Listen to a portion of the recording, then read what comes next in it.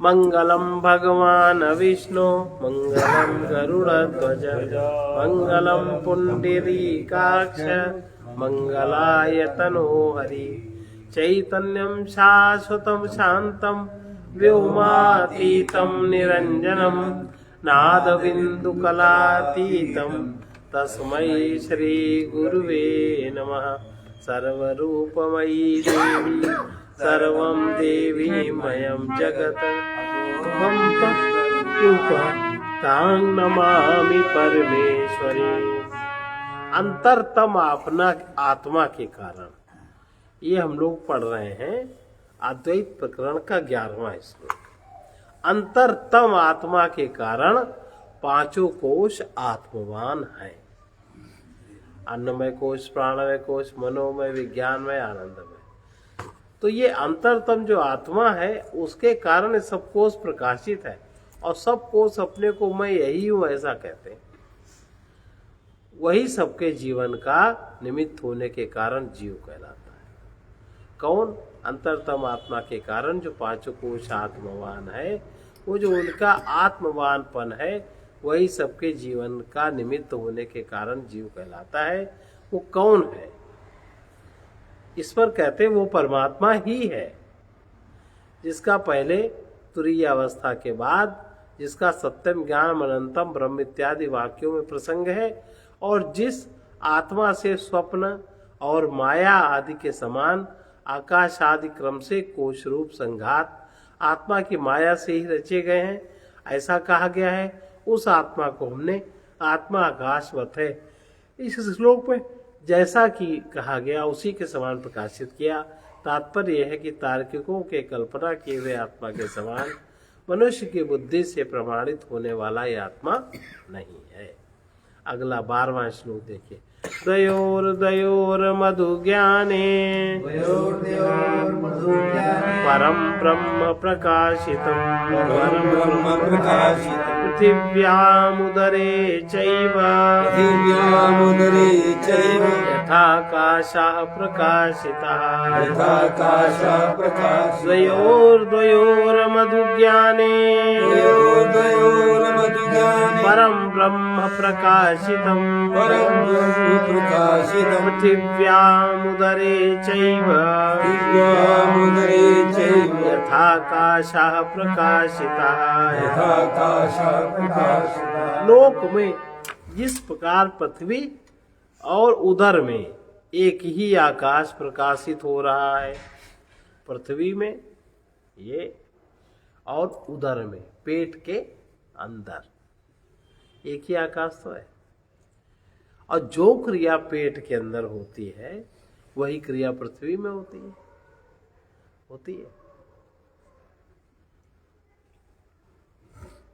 भाई पृथ्वी में जितने भी पेड़ पौधे मनुष्य सबकी एनर्जी पचाई जाती है कि नहीं? क्षमता है कि नहीं?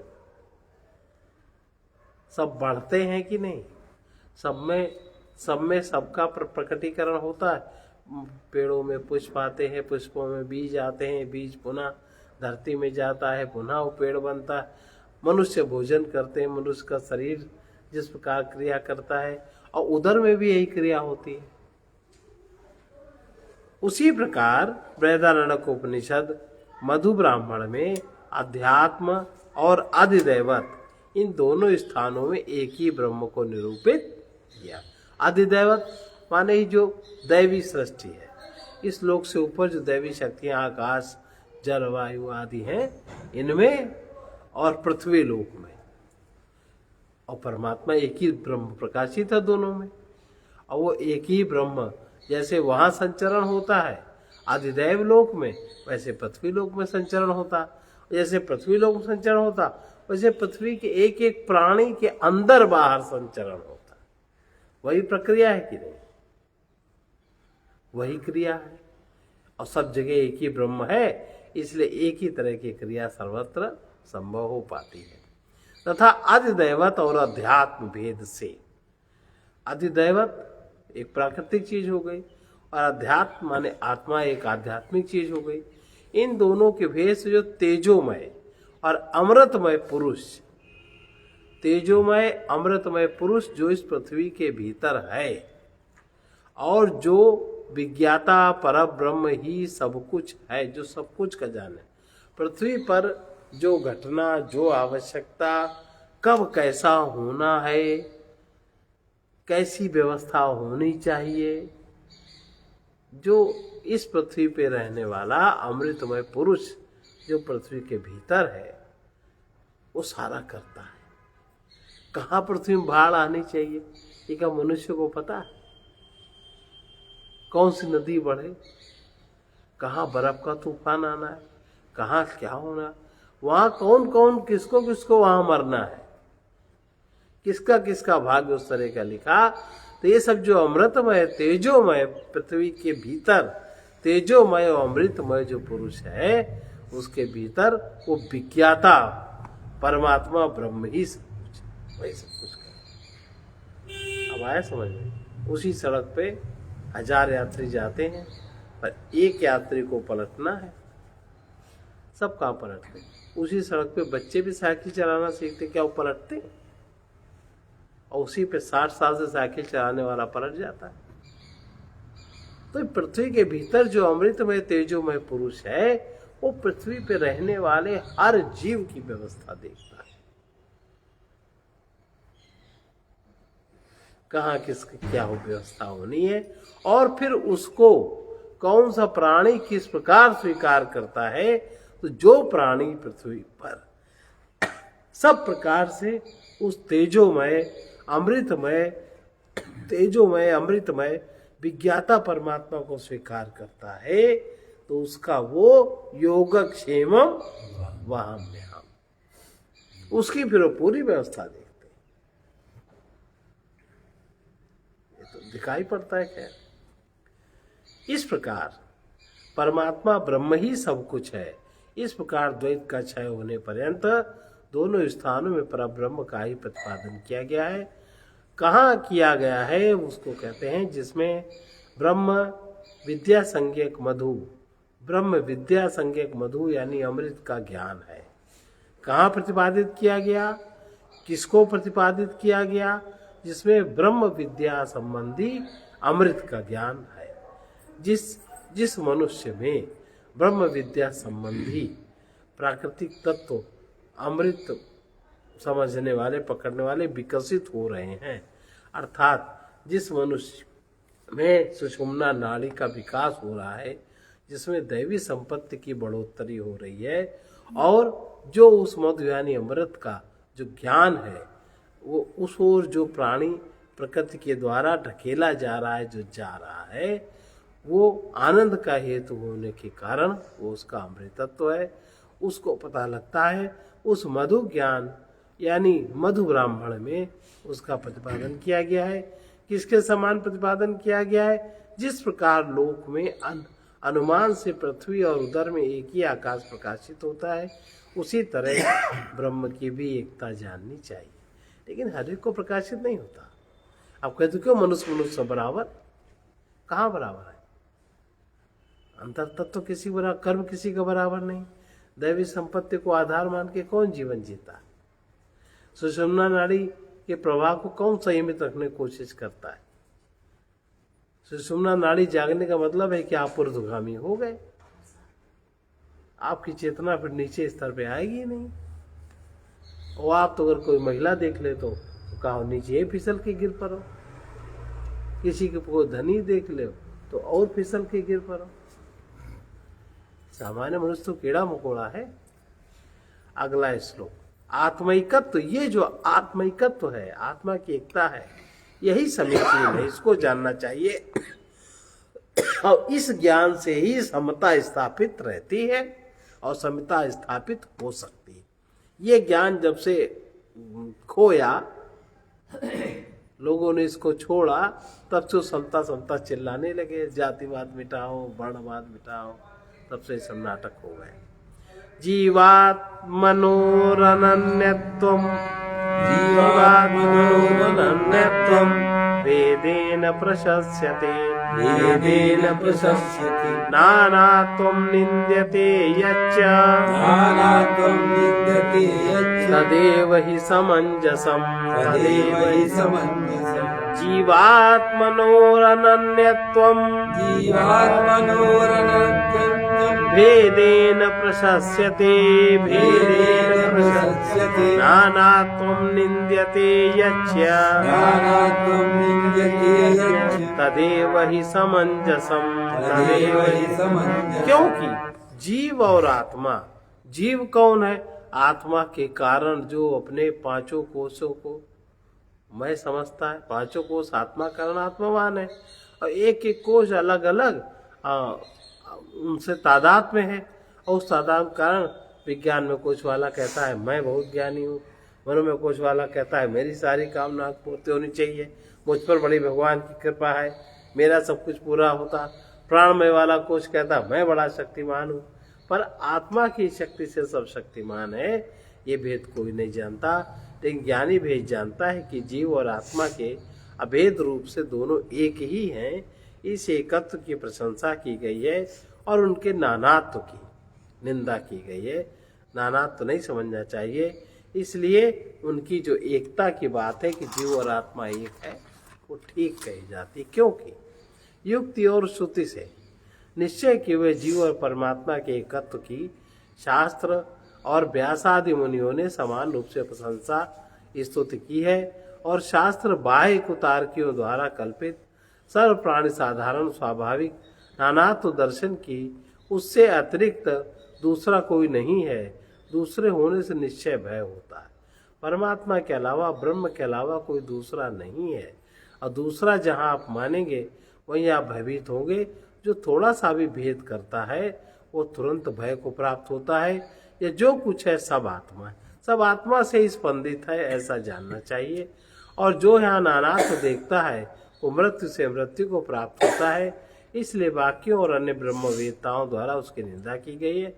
ये जो कहा गया है वो इसी प्रकार समंजस, सरल, बोधगम्य, न्यायुक्त है तथा तार्किकों की कल्पना की हुई कुछ जो कुदृष्टियां हैं वे सरल नहीं है, अभिप्राय है, निरूपण किए जाने के प्रसंग के अनुरूप नहीं ठहरती। अब श्रुति युक्त जीव ब्रह्म भेद गौड़, श्रुति में जो कहा गया है जीव और ब्रह्म का भेद वो थोड़ा गौड़ है। ये तो सामान्य बता दिया, लेकिन अगर आप यथार्थ रूप से जब जानने चलते हो तो थोड़ी गौड़ बात है, समझ में बहुत बाद में आती, समझ ही नहीं सकते। क्योंकि अभी तो जो हमारे बुद्धि का पर्दा है वो तो मन की वासना से युक्त है, वासनात्मक बुद्धि है। अभी इस बुद्धि में वो गौड़ है, उस कैसे गौड़ है इसको बता रहे हैं। जीवात्मनो पृथक्त्वं यत् प्रागुत्पत्तेः प्रकीर्तितं प्रागुत्पत्तेः भविष्यद् प्रत्यागौणम् तन्मुख्यत्वं हि न युज्यते तन्मुख्यत्वं हि न युज्यते जीवात्मनो पृथक्त्वं यत् प्रागुत्पत्ते प्रकीर्तितं भविष्यद्वृत्त्यागौणम् तन्मुख्यत्वं हि न युज्यते पहले उपनिषदों के कर्म कांड में उत्पत्ति बोधक वाक्यों द्वारा जीव और परमात्मा को पृथक बतलाया गया। जो उपनिषद का कर्म कांड है, जहाँ कर्म की मीमांसा की गई, वहाँ जीव और परमात्मा को अलग अलग बताया गया। वेदों में भी अगर अलग अलग नहीं बताया जाएगा तो जीव कर्म नहीं करेगा। और ये भविष्यत वृत्ति से भविष्य में जो वो समझेगा गौड़ विषय है, गौड़ बात है ये। उसे मुख्य अर्थ में जीवात्मा और परमात्मा की पृथकता को मुख्य विषय में मानना ठीक नहीं है। कर्म कांड की बात है तो जीव कर्म की ओर अग्रसर हो, कर्म करे तो कर्म का फल ले। इसलिए जीव और परमात्मा को अलग अलग कहा गया है और भविष्य में उत्पत्ति बोधक वाक्य द्वारा जो जीव परमात्मा का पृथकत्व बतलाया गया है वो भविष्य वृत्ति से गौड़ है। भविष्य में जो समझेगा ज्ञान कांड में वो बात अलग है। तो इसलिए मुख्य अर्थ में मानना ये बात ठीक नहीं है, विशेष अर्थ में मानना ठीक है कि कर्म कांड विषय है, इसलिए ऐसा है।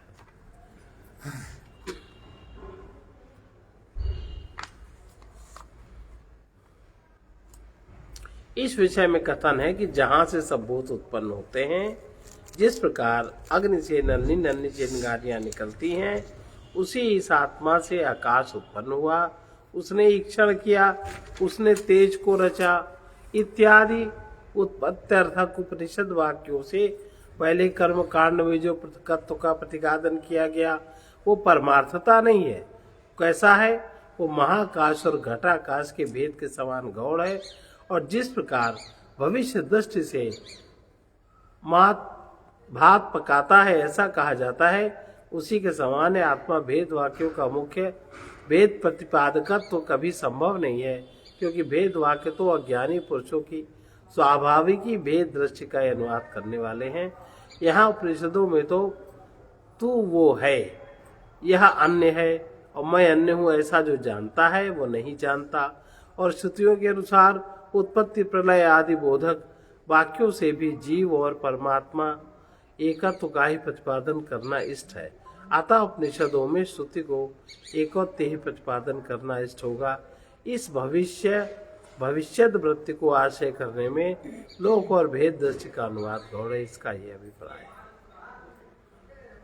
अथवा उसने ईक्षण किया, उसने तेज को रचा। श्रुतियों द्वारा उत्पत्ति के पूर्व एक मेवा द्वितीयम इत्यादि प्रकार से एकत्व का निरूपण किया। वो सत्य है, वो आत्मा है और वही तू है। इस प्रकार आगे एकत्व किया जाएगा और भविष्य वृत्ति से जहाँ के किसी वाक्य में जीव और आत्मा का पृथकत्व जाना गया है, उसी प्रकार गौड़ है जैसे भात पकाता है। इस वाक्य में भात शब्द का प्रयोग कर।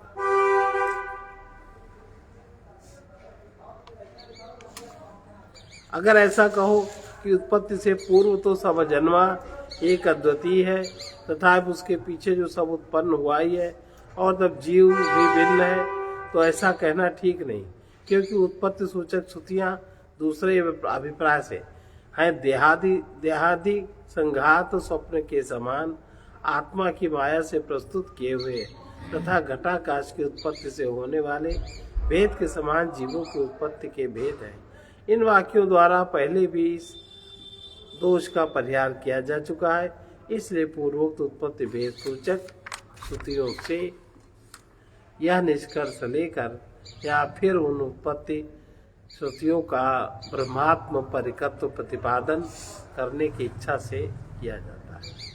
अगला श्लोक 15वां उदाहरण दे रहे हैं।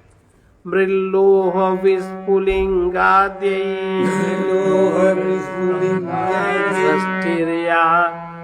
चौदितान्यथा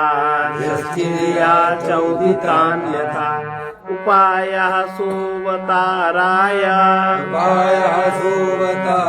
नास्ति भेदः कथंचन। उपनिषदों में मिट्टी का, लोखंड का, विस्फुलिंग आदि के दृष्टांतों द्वारा भिन्न भिन्न प्रकार से सृष्टि का निरूपण किया गया। वो ब्रह्मात्मैक्य बुद्धि का प्रवेश कराने का उपाय है। वस्तुतः उनमें कुछ भी भेद नहीं है, जैसे कि कोई भेद नहीं है। लोह पिंड, मृतिका, विस्फुलिंग आदि के दृष्टांतों का उपन्यास करके जो भिन्न भिन्न प्रकार से सत्य को प्रकाशित अर्थात कल्पित किया गया है, वो सत्य का संपूर्ण प्रकार हमें जीव और परमात्मा का एकत्व निश्चय कराने वाली बुद्धि प्राप्त कराने के लिए है। जिस प्रकार की प्राण संवाद में प्राण की उत्कृष्टता का बोध कराने के लिए वाग आदि इंद्रियों के असुरों द्वारा पाप से विद्ध हो जाने की आख्यायिका कल्पना की गई है, ऐसा बता रहे हैं। और पूछ रहे परंतु ये बात भी तो सिद्ध नहीं हो सकती। सिद्धांती कह रहे ऐसा नहीं है।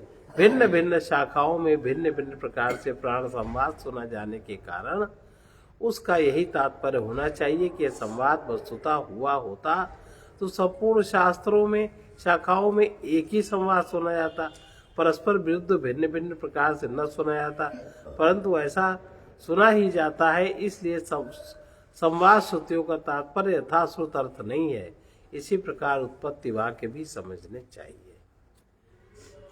केवल समझाने के लिए ये सब बताया जाता है कि बात समझ में आ जाए। अगला श्लोक देखिए।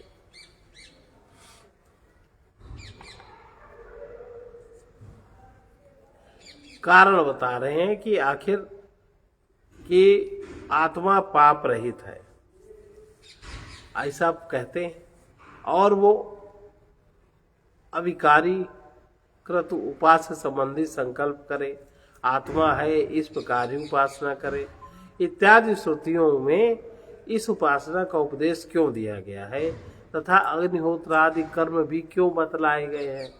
आत्मा की उपासना और अग्निहोत्र आदि की उपासना दोनों बातें क्यों कही गई हैं। तो ये समाधान आचार्य कर रहे हैं कि ऐसा नहीं, इसमें जो कारण है उसको सुनो। इन दोनों तरह के बातों में क्या कारण है समझो उसको। आसमास्त्रिविधाहीन मध्यमोत्कृष्ट दृष्टया उपासनोपदिष्टेयम् तदर्थम् अनुकंपया आसमास्त्रिविधाहीनम् मध्यमोत्कृष्ट दृष्टयः उपासनोपदिष्टेयम् तदर्थमनुकंपया। आश्रम माने अधिकारी पुरुष, जो सुनने के अधिकारी हैं, जिनको ज्ञान सुनाया जाता है, वो तीन प्रकार के होते हैं।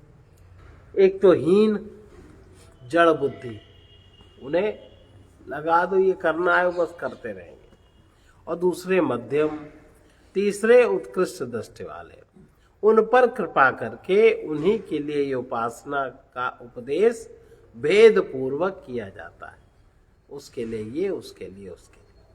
आसमा कर्माधिकारी, आश्रमी एवं सन्मार्गगामी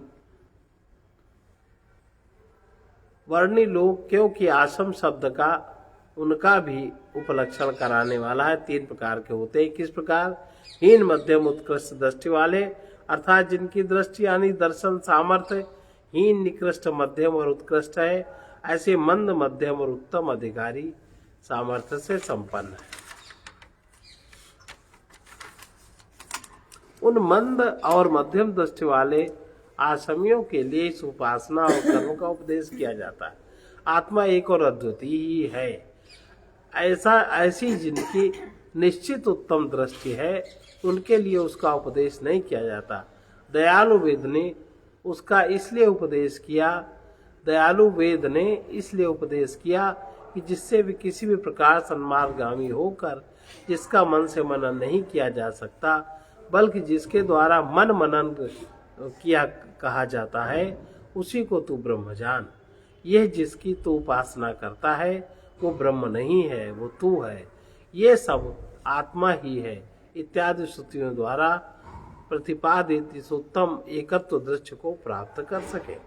अद्वैत आत्म दर्शन किसी का विरोधी नहीं है। जो अद्वैत बोध है, अद्वैत दर्शन है, वो किसी का विरोध नहीं करता। जैसे स्वसिद्धांत व्यवस्थासु द्वैतिनो निश्चिता दृढम्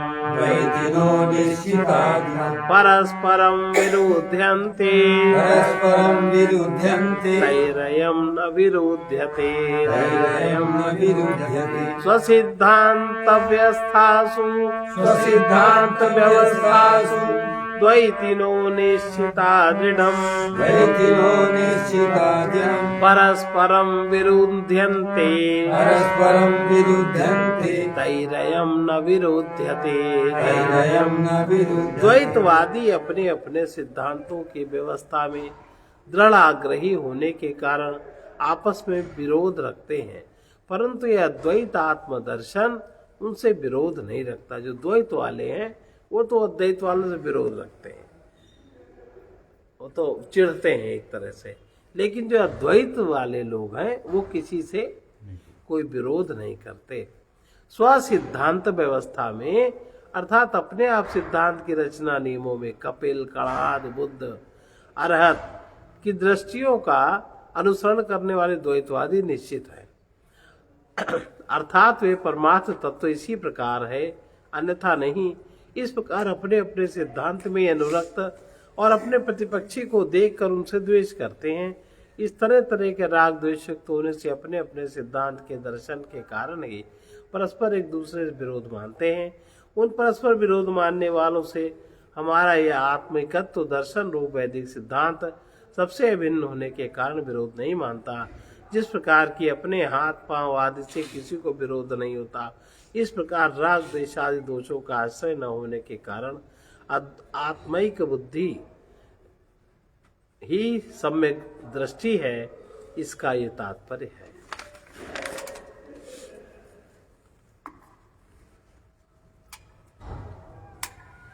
अब ये अद्वैत आत्मदर्शन क्यों है, क्यों विरोध नहीं है, किस कारण से उनसे उसका विरोध नहीं है, इस पर बता रहे हैं। अद्वैतम परमार्थो हि अद्वैतम परमार्थो हि द्वैतम तद्भेद उच्यते द्वैतम तद्भेद उच्यते तेषामुभयथा द्वैतम तेनायं न विरोध्यते तेनायं न विरोध्यते अद्वैतम परमार्थो हि अद्वैतम परमार्थो हि द्वैतम तद्भेद उच्यते द्वैतम तद्भेद उच्यते तेषामुभयथा द्वैतम् तेषामुभयथा द्वैतम् तेनायं न विरोध्यते तेनायं न विरोध्यते। अद्वैत परमार्थ है और द्वैत उसी का भेद कार्य कहा जाता है। और उस द्वैतवादियों के मन में परमार्थ और अपरमार्थ दोनों प्रकार के द्वैत हैं, इसलिए उनसे उनका विरोध नहीं है। अद्वैत परमार्थ है क्योंकि द्वैत यानी नानात्व उस अद्वैत का भेद अर्थात उसका कार्य है। अद्वैत माने कारण अर्थात परमात्मा, अद्वैत माने जगत अर्थात सृष्टि, तो उनका कार्य है। जैसा कि एक मेवा द्वितीयम में तत्तेजो सृजत इत्यादि श्रुतियों से समाधि मूर्छा अथवा सुषुप्ति में अपने चित्त के स्फुरण का भाव हो जाने पर द्वैत का भी अभाव हो जाने के कारण युक्ति से भी सिद्ध होता है, इसे द्वैत उसका भेद कहा जाता है। किंतु उन द्वैतवादियों की दृष्टि में तो परमार्थता और अपरमार्थता दोनों प्रकार के द्वैत है। यदि उन भ्रांत पुरुषों की द्वैत दृष्टि है तो हम भ्रमहीनों की अद्वैत दृष्टि है, इस कारण से ही हमारे पक्ष में उनके प्रति विरोध नहीं है। इंद्र माया से अनेक रूप धारण करता है, उससे भिन्न दूसरा है ही नहीं, इत्यादि श्रुतियों से भी यही प्रमाणित होता है।